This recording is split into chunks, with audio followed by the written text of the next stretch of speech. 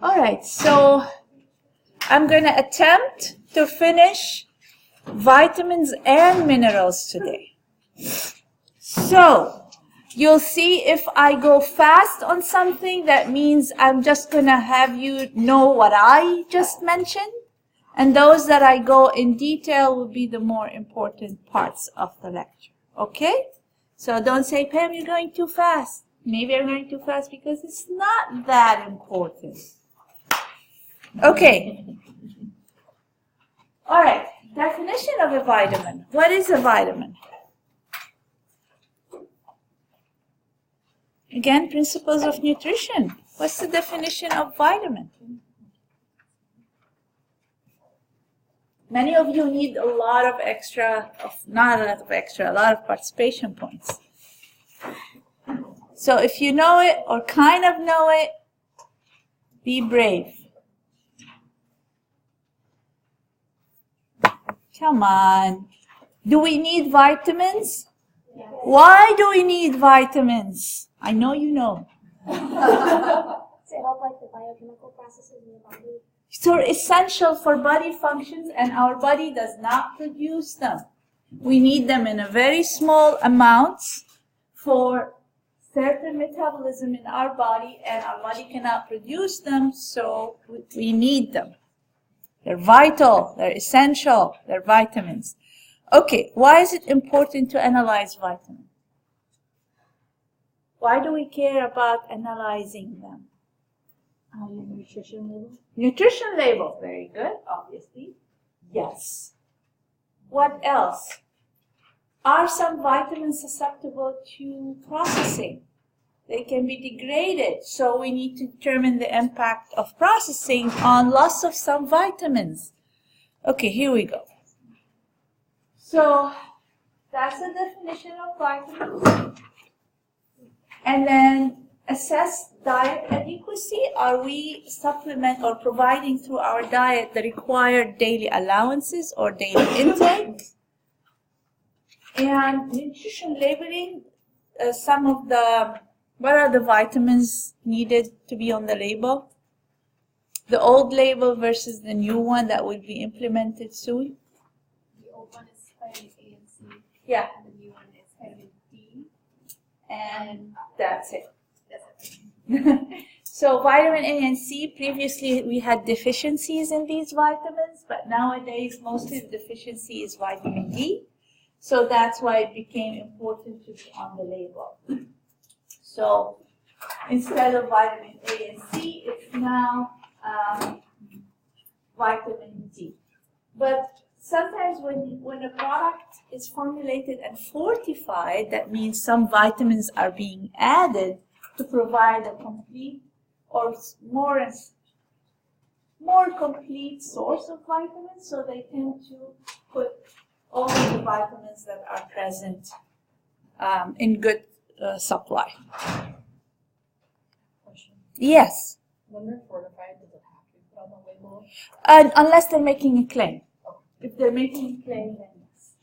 Otherwise, they just put it there to kind of show the consumer, hey, we are providing you with quite a bit of vitamins in one serving.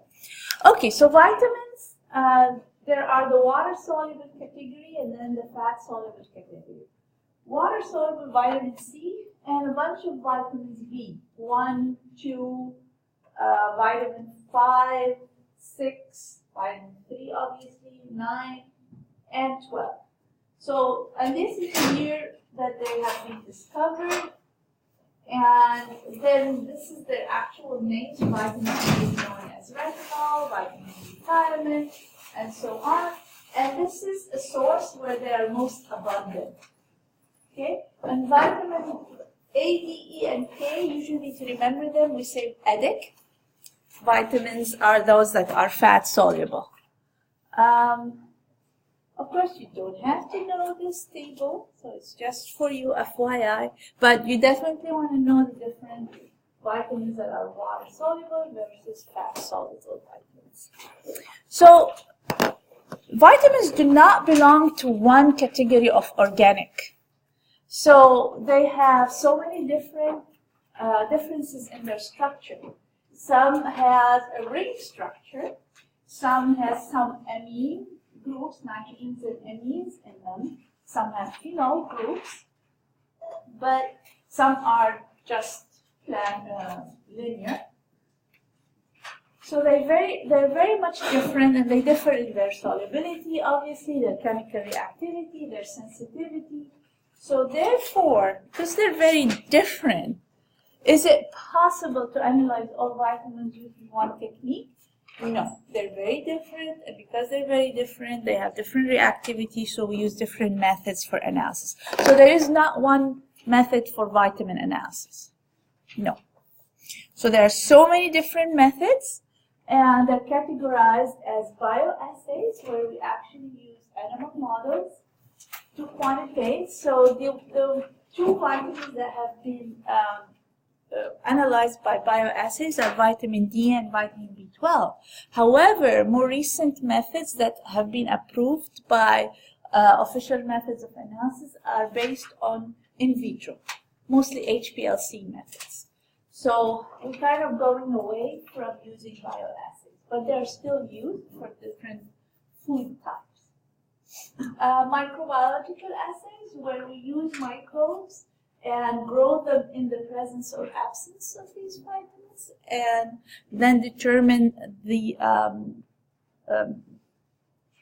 growth of the microbes, the rate of growth of the microbes, based on the presence or absence of these vitamins. And then many of the assays are chemical-based assays and commonly applied for vitamin A, E, C, thiamine, vitamin B1, and B3.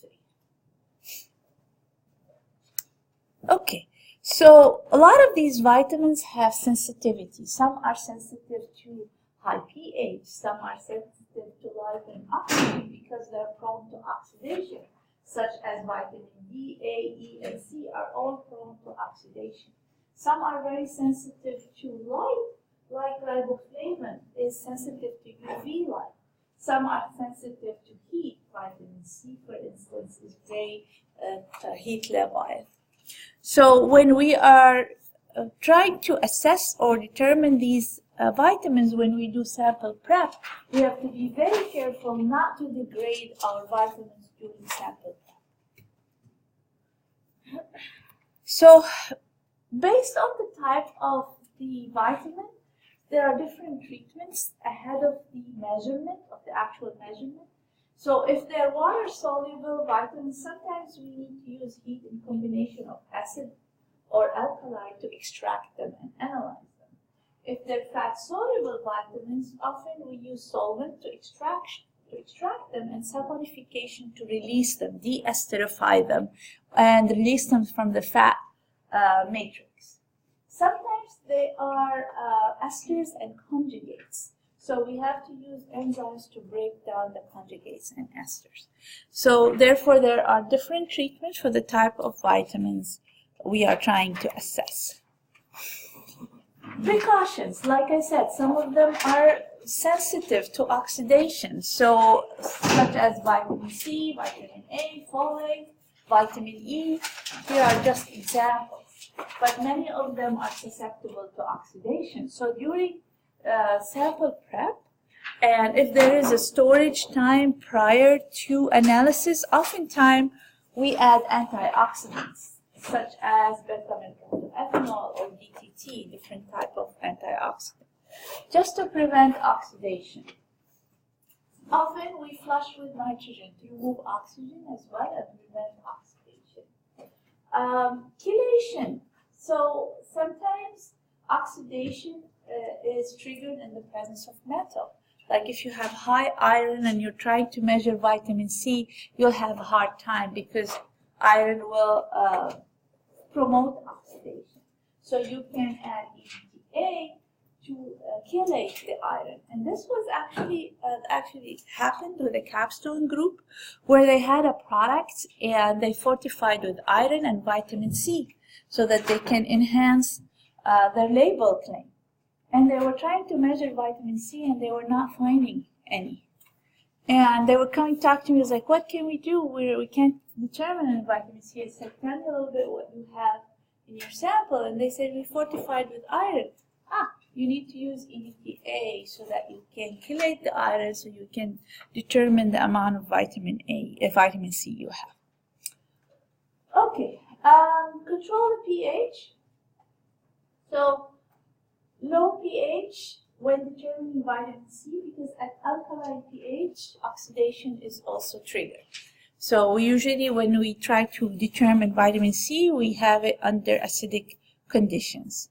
Subdued light, because some vitamins are very susceptible to light, like vitamin A and riboflavin. Especially riboflavin is usually measured in your lab with subdued light, specific for riboflavin, and doesn't have UV light. Heat. So some vitamins are again susceptible to heat. So when you're trying to measure vitamin C in a frozen orange concentrate, for instance, don't try to thaw it under hot water, because then you are going to degrade your vitamin C.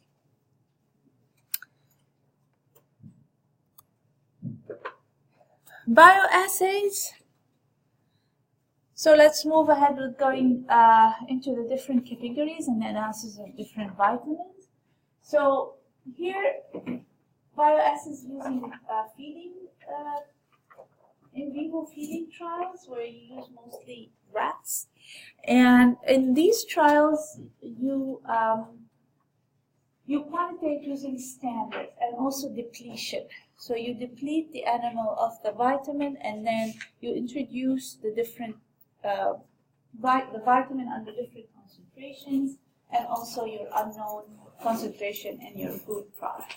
So one example is vitamin D, which we call it line test.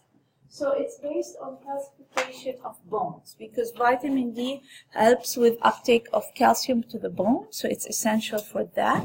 So when you first you deplete the animal of vitamin D, and then you introduce it in the feed with known amounts, so you're kind of building your standard curve, and also your unknown amount in your food sample.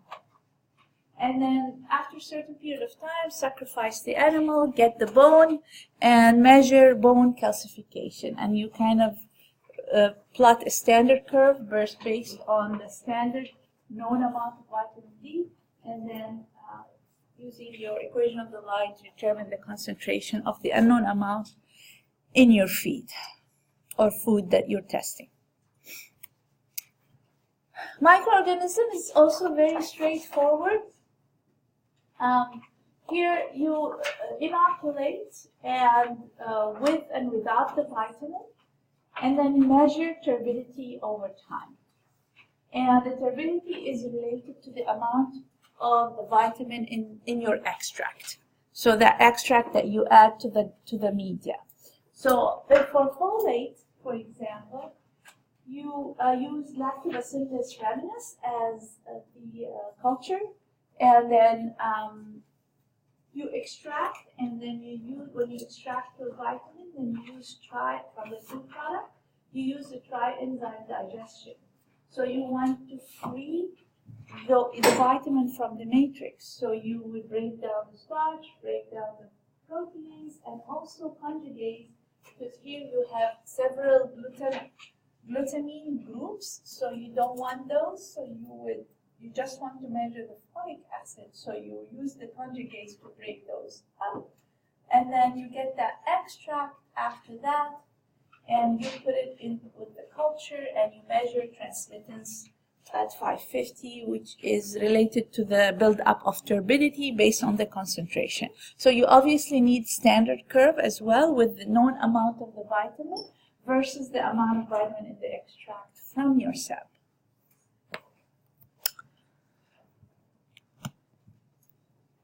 So for the vitamins that are fat soluble, vitamin A, E, and T, so you need the saponification step and extraction with organic solvents. Again, the saponification is to deacidify, to remove the vitamins from the complex fat matrix, and then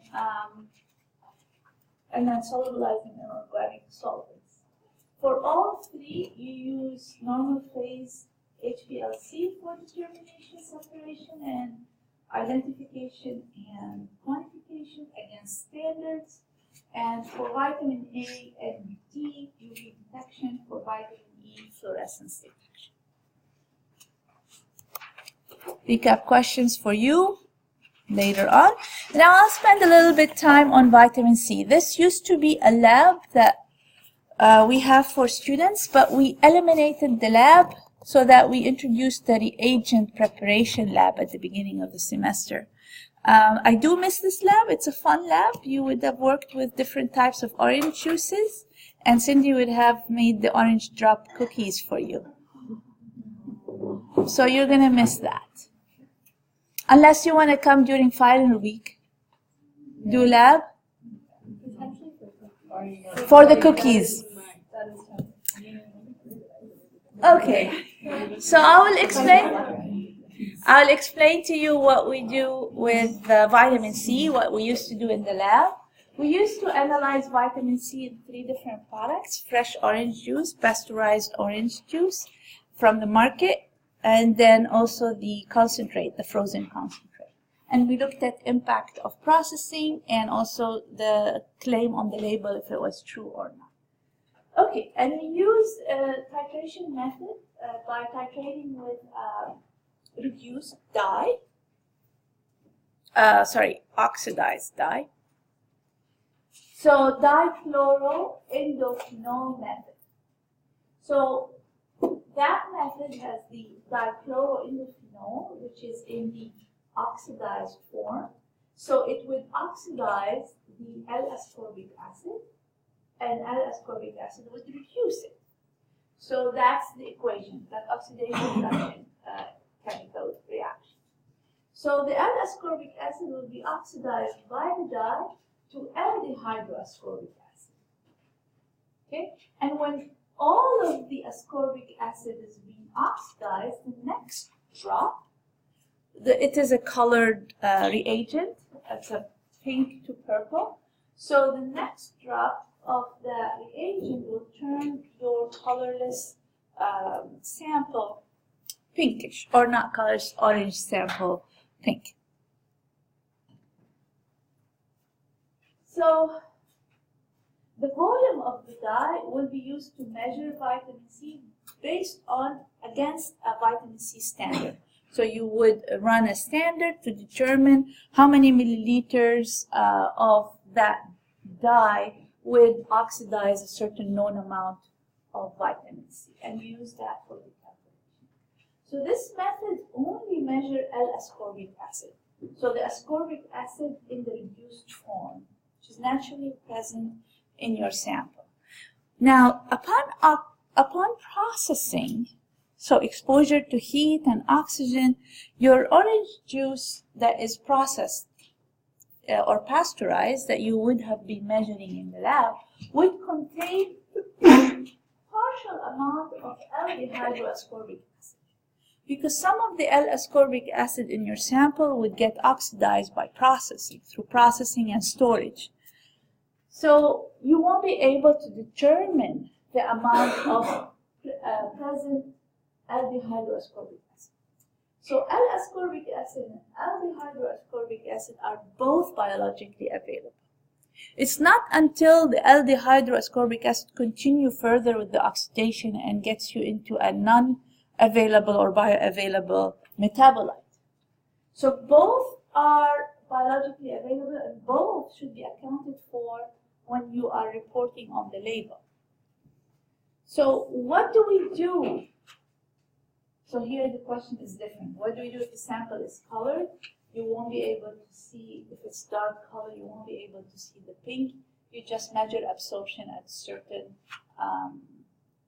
nanometer, over 500 nanometer. That's a different question.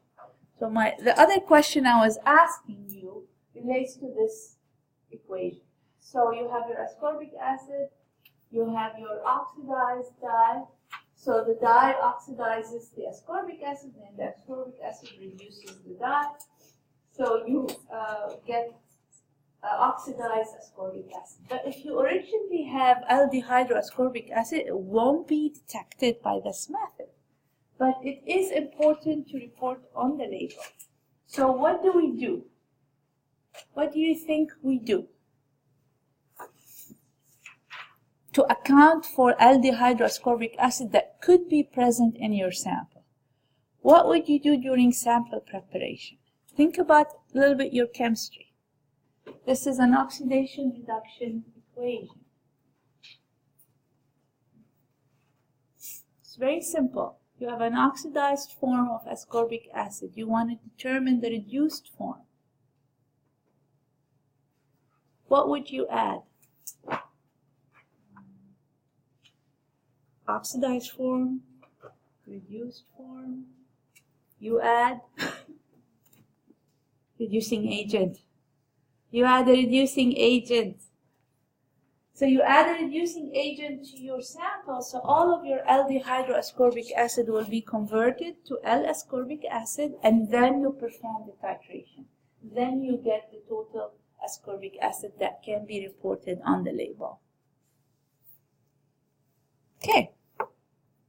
Another method that can be used for different types of food, the former method is mostly for liquid beverages. This one can be done on any type of food. So here it's a microfluorimetric method. L-ascorbic acid in this assay is intentionally oxidized all the way to aldehydoascorbic acid. The aldehydoascorbic acid reacts with O-phenyldiamine, OPA. No, it's not OPA. Forget about it. Any agent to form a fluorescent. But you need to remember that, and you have to say it 10 times in a row. 4 plus 2. No. Okay, measure both forms of ascorbic acid. So in this case, you're measuring whether or not you have aldehydoascorbic acid in your sample.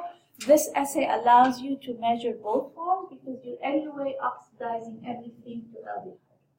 But if you wanted to know whether or not your sample was processed and some of the vitamin C is in this form or this form, you can actually run it without oxidation and run it with oxidation.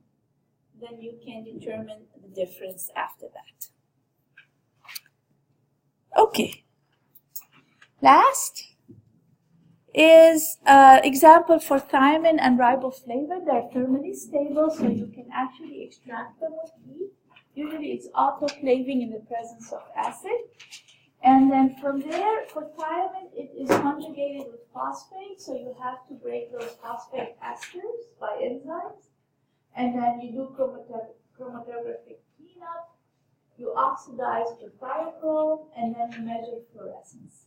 Riboflavin, you oxidize any interfering material that can absorb or fluoresce at the same wavelength, and then you measure fluorescence of that. Again, everything against standard curves. With that, this is the lab that you'll be doing during final week, or not. All right, so moving on to minerals. I spent most time on what? Okay.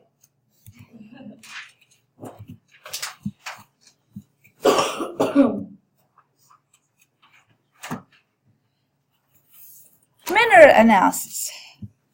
Same question over and over. Why is it important to analyze minerals? So for the analysis class, I'm going to always ask you, what? Many people did not turn in their lab notebook yet. Okay. Why is it important?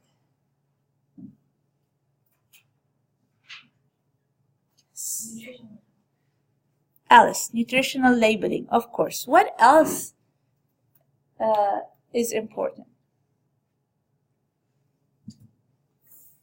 Brigitte. Processing to determine the impact of processing as well. Yes, determine the impact of processing. Say, refined flour, you lose a lot of the minerals from the removal of the bran. you're actually, by law, you should enrich. For example, you should add back iron in the same amount as it was before you removed the brown. So we call that enrichment. Okay. Others, fortification, sometimes you're adding, for example, for orange juice, you add calcium to orange juice. So you're fortifying to just increase the availability of calcium in the diet.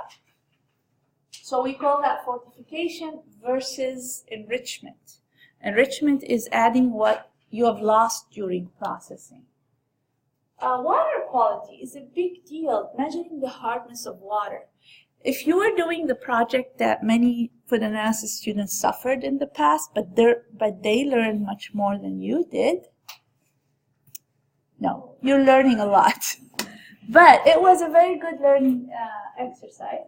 A lot of the products have water as an ingredient, so they had to determine and they do certain quality assessment of the water. One big one was the hardness of water. Why? Because it impacts the end product in terms of, say, if you're producing a beverage and you're adding water that has high hardness, high calcium content, for instance, then your beverage will be cloudy. Also, the pickling will be not so great because it adds different flavors that you don't want, and also a cloudiness to your pickling solution and changes in color. So water hardness is very important assessment. Okay, so what are the minerals on the label that we care for? Yes, Anna? Yes? Yes. The calcium is only the new one. The old one had sodium, iron. I believe that's it. So the old one had sodium and iron. The new one added potassium. Oh, there's calcium. Yes. Okay. We had sodium, calcium, and iron, and now we have still sodium, calcium, and iron, but we added potassium as well. Okay. So these are the different mineral classification depending on the need for our body. So we have the macro elements that we need them in 100 milligrams or higher per day: calcium, phosphorus, sodium, potassium, magnesium, chloride, and sulfur. The trace elements, we need them in small amounts, few milligrams to micrograms a day. These are the iron, zinc, copper, and iodine. The toxic elements that we don't need them at all: lead, mercury, cadmium, aluminum, arsenic at certain higher concentration. We need arsenic at a very low concentration, but at higher concentration it will be toxic. So different analytical methods. We already had the AA. So we use the atomic absorption or inductively coupled plasma atomic emission spectroscopy to determine several minerals that would be on the label, or otherwise determining the impact of processing or hard water. Okay, you can do other than AA. Instead of having an elaborate method, there are certain elements that you can detect, or minerals that you can detect by titration, colorimetric assay, or ion selective electrode. So you don't have to always run AA to determine minerals. If you have specific minerals that you do on a regular basis, you can actually use one of these methods to assess them.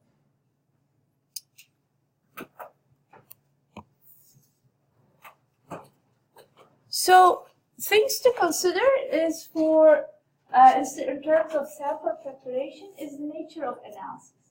For example, if we're doing titration for, let's say, hardness of water to determine calcium content in the water, you don't need to ash your sample.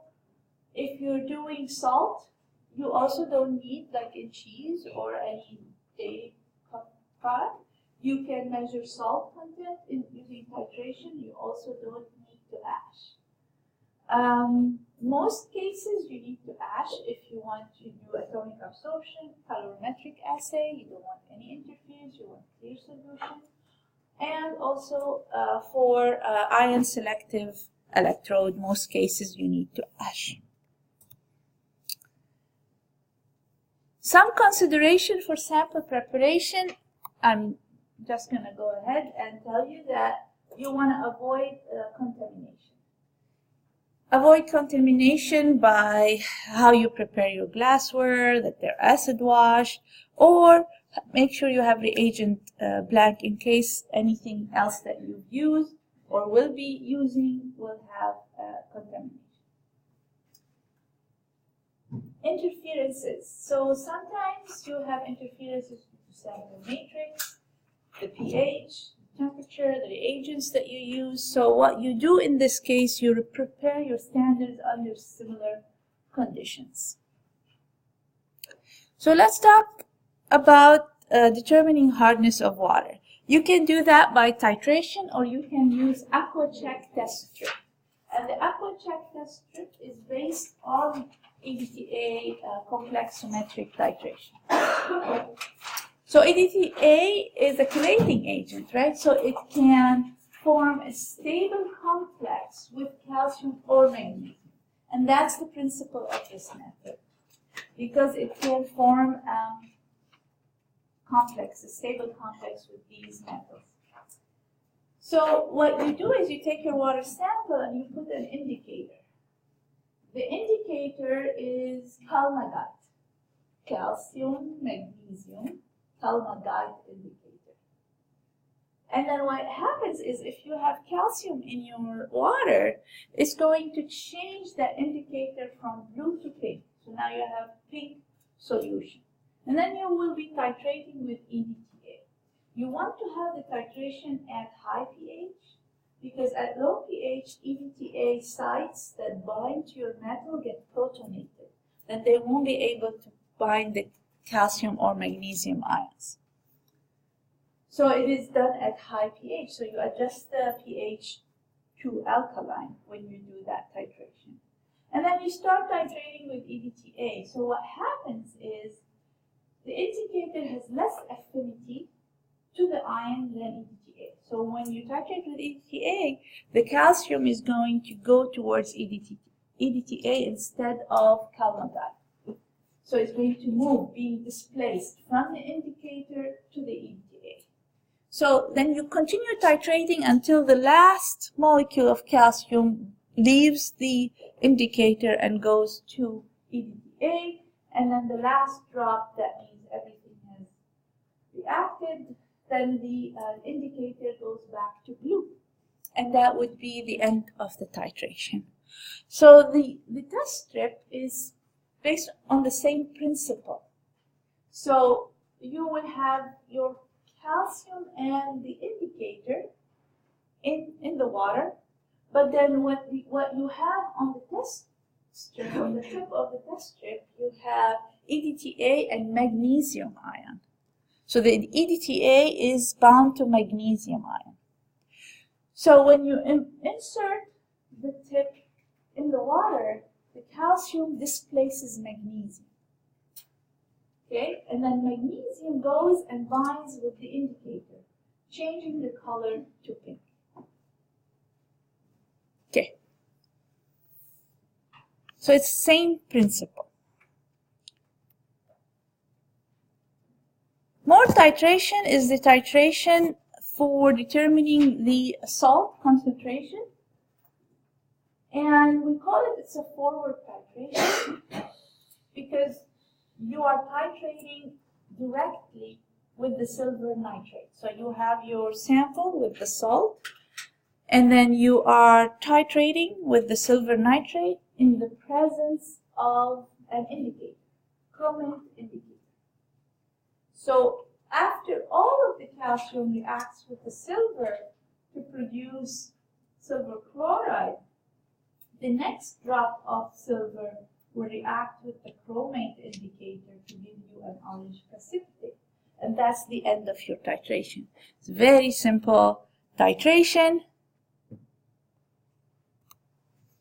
Another one for salt is the Vollard titration, and it's a backward titration. That means instead of titrating with silver nitrate, you add excess of silver nitrate to your sample. So some of the silver will interact with the chloride, giving you silver chloride, and the remaining you will titrate with thiocyanate in the presence of ferric ion as an indicator. Oh, am I putting you to sleep, patient? It's not that exciting of a topic, I admit. Okay, since I'm talking, I can't fall asleep. So then the last drop of the thiocyanate will react with the iron to form a red color, and that would be the end of titration. So the only difference than more titration, that's why it's called backward titration, is you add excess. You add excess amount to the sample directly, and then you titrate. The titration with thiocyanate react with whatever silver that did not react with chloride. And then you add your iron as an indicator.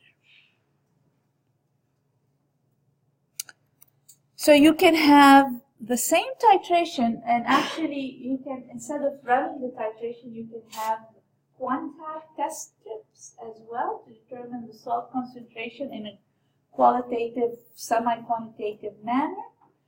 And it is based on more titration, the forward titration. It's rapid and AOC approved, but it does have plus or minus 10% in accuracy. Recap questions for you to study from. Colorimetric methods. So here where you have a chromogen reacting with a mineral to form a color compound that you can determine using a spectrophotometer. So you need to ash the sample in this case, but you don't need atomic absorption. If you're measuring phosphorus only in your samples, for example, you can solubilize, you can react with molybdenate, which gives you a very nice yellow color. You should run standards, and then you will run standards of phosphorus at different concentration, build your standard curve, and determine phosphorus in your unknown sample by measuring absorption. The last bit here is the ion selective electrode. Here, instead, it's like a pH meter. Your electrode, instead of being sensitive to protons, it's sensitive to the different ions. So you have calcium electrode, sodium, chloride, potassium, and fluoride.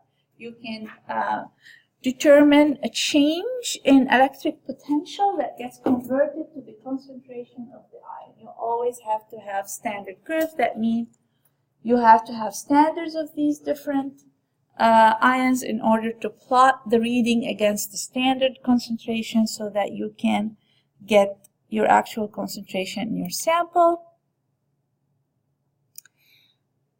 So there are some considerations. It is responsive to ionic activity in your sample, so all of the ions in your sample. So when you're preparing and trying to measure, you want to make sure your standards are prepared in a similar way as your sample and have the same ionic activity. Some interfering ions, if you're reading for calcium, something else might be picked up by the electrode. It can cause about 10% error.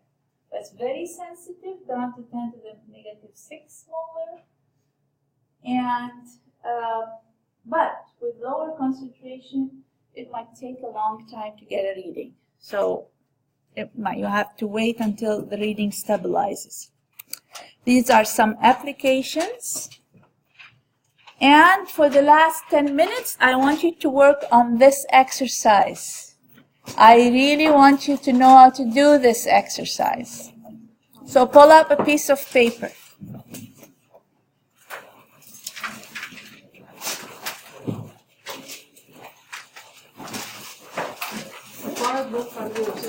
Are you sure?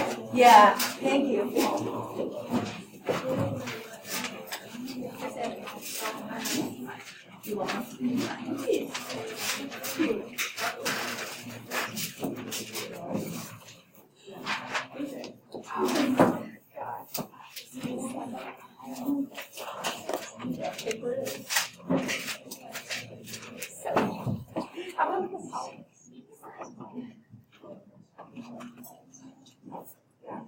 All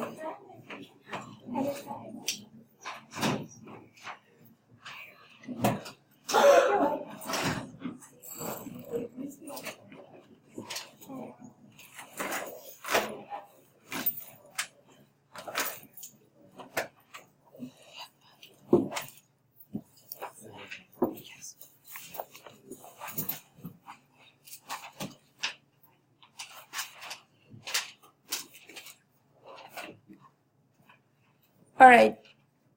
Read the question and put down the given. Okay, and refer to the equation.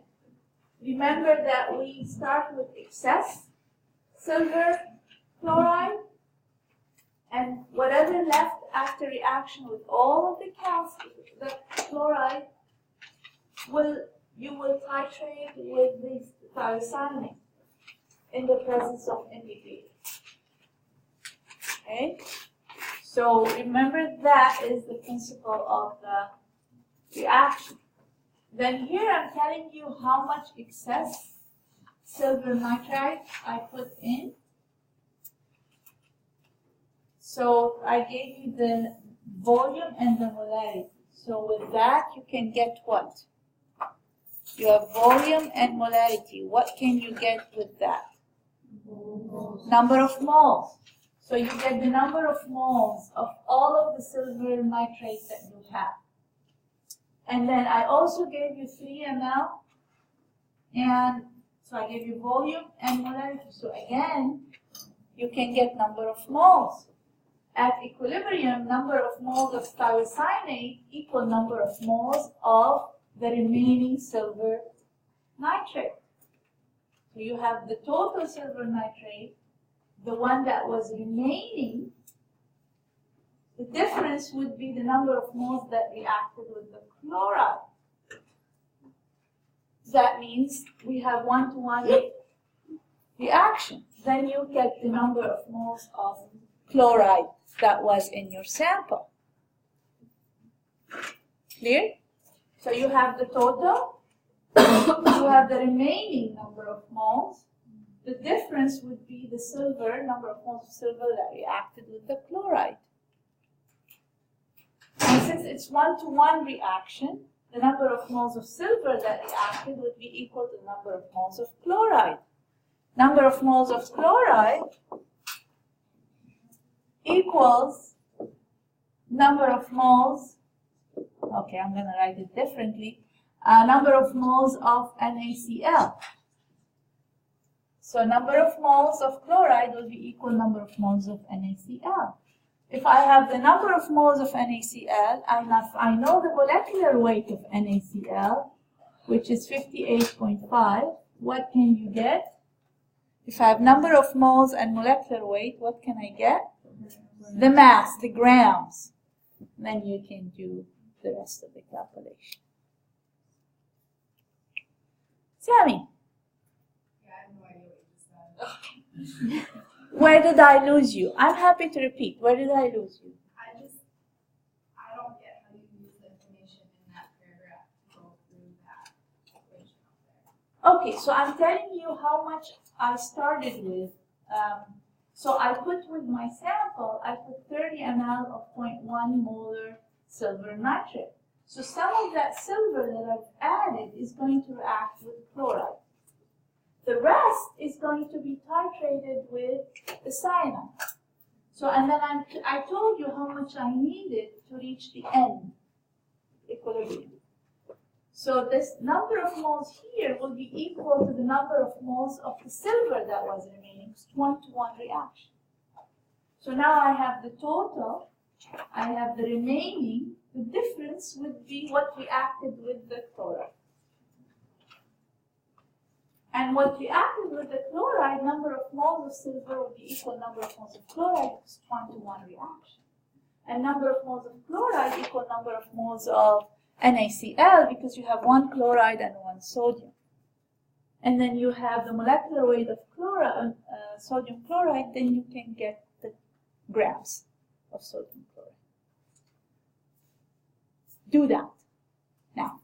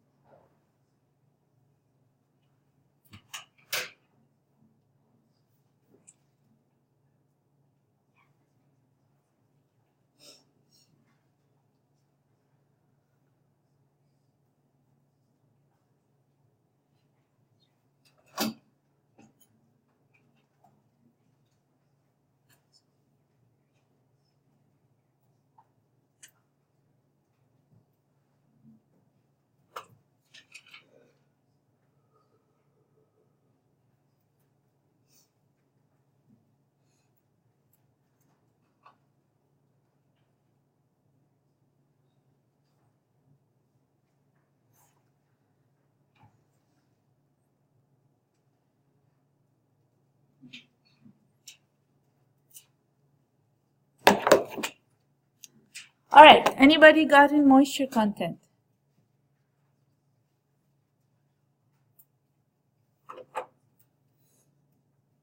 What? Where are you guys? Are you just solving the salt one first? Yes. Moisture content 80%. Ash on dry bases 20%. Great.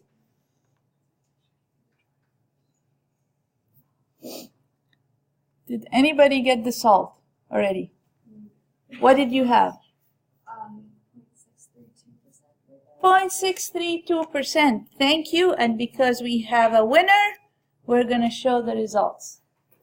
Okay, so first of all, how did I get the 0.158 grams?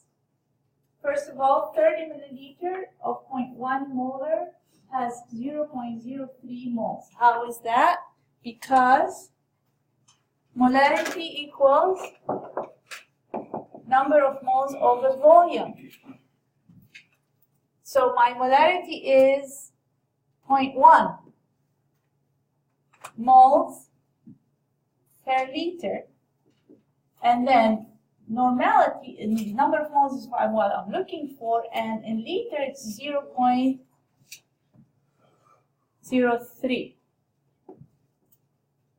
Then number of moles equals 0.030, 0.003 moles.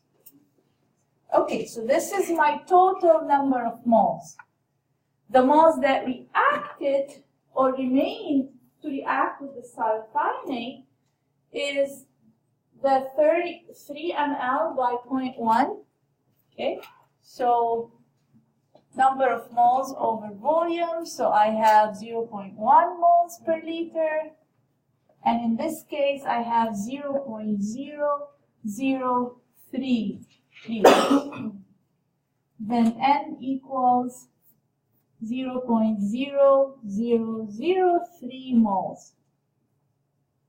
Then the difference would be whatever silver reacted with the chloride, then that would be equal to the number of moles of chloride. It is 1-to-1 reaction. So 0.003 minus 0.0003 equals 0.0027 moles. So I have number of moles, I have molecular weight, then I use the equation of number of moles equals mass over molecular weight. So 0.00027 moles. Then the mass in grams will be equal to the molecular weight, which is 58.5 grams per mole, times 0.00027 moles.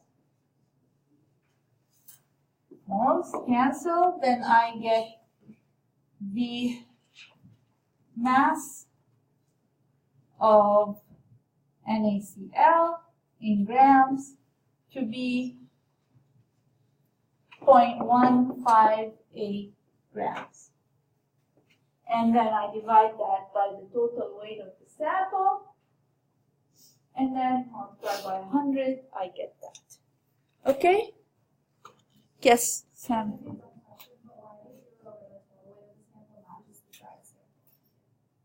Because I was asking for percentage of salt, but I didn't say on dry weight, what dry basis.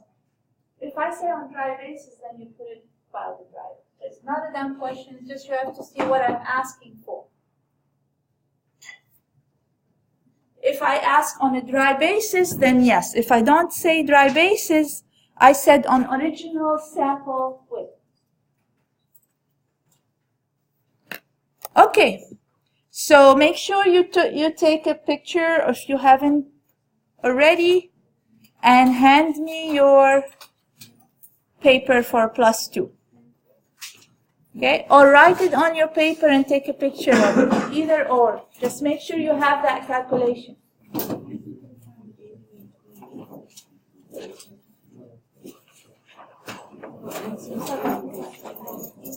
But if I grab sample was dried and ash refined at 5, the weight of dry sample is 5 grams. So the weight of wet sample is 20 grams. 20 to 25 grams, 100 is 80. And 5 grams is the dry matter. So the weight of the ash is 5 grams.